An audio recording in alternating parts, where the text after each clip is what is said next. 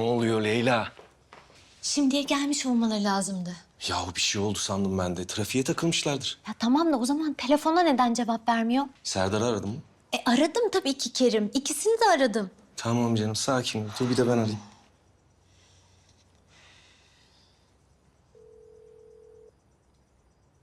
Faruk açmıyor tamam. Dedim sana kesin bir şey oldu. Leyla'cığım bir tanem sakin ol.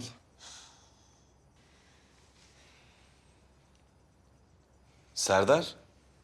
Neredesiniz oğlum? Niye açmıyorsunuz telefonu?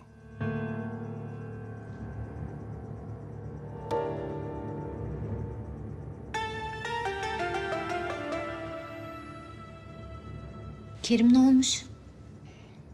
Sen Faruk'un yanından ayrılma tamam mı?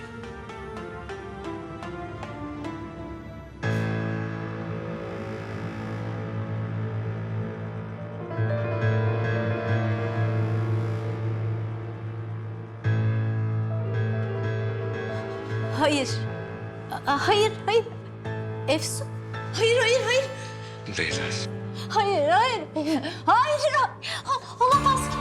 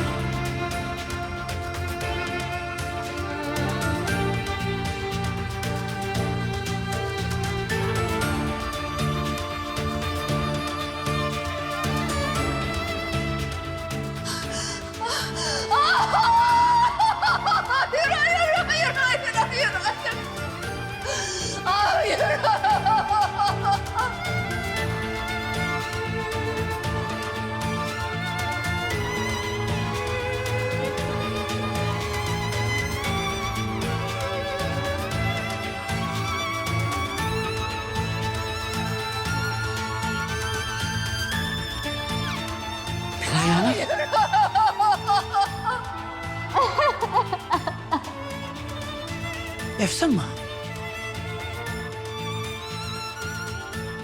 Efsun.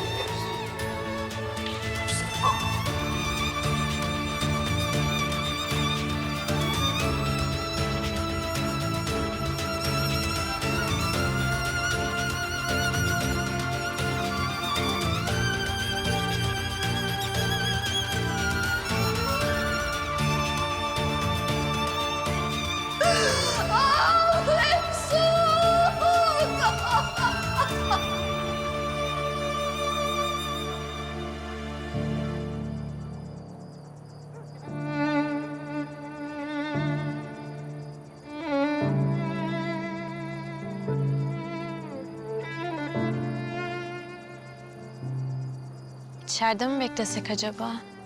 Hayır burada beklerim. Hani sen karanlık olunca gelecekler demiştin ya, gelirler şimdi.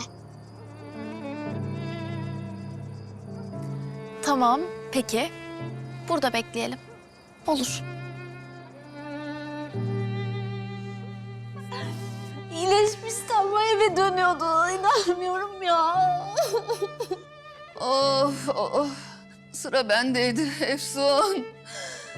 Sıra bendeydi. Sen bozdun sırayı kınalı kuzum, bozdun sırayı.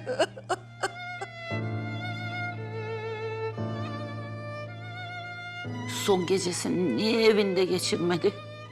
Niye eve getirmediler kızımızı? Mürvet Hanım.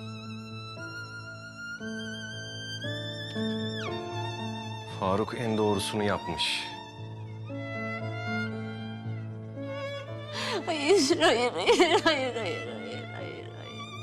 Hadi biraz toparlanmaya çalışın. Çocuklar sizi böyle görmesin. Of, benim içim yanıyor Kerim. Ah Kerim, benim ciğerim kanıyor. Ben nasıl sakin olurum? Hayır. Of, gitti benim kınalı kuzum. Gitti benim mis kokulum. Ciğerim kanıyor. Ben nasıl toparlarım?